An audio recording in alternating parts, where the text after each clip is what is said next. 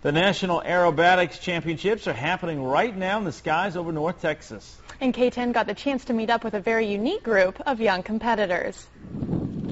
For cadets in the Air Force Academy, aviation is in their blood, something they've dreamed about since they were young. Yeah, he wanted to fly even before he could talk.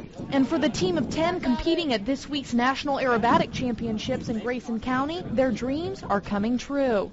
It's fun. It's long days, hard work, but it's very rewarding.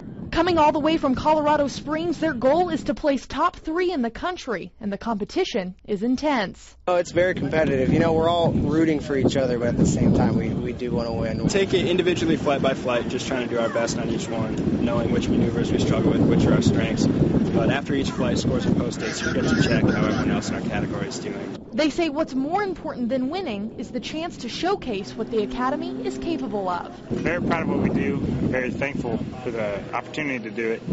Again, to be down here in Texas flying. So it's great to be able to flip a plane around and have some of, again, the best pilots in the world look and kind of say, hey, I guess those young kids can fly. The cadets say that no matter who comes out on top this week, they don't want to lose focus on the experience. Every once in a while, I look out and I like looking out at the wing as it goes over the ground and just kind of remembering that we're actually up in the air. And it's something I dreamed about since I was a kid, so it's amazing to kind of remember that I'm actually getting to do it.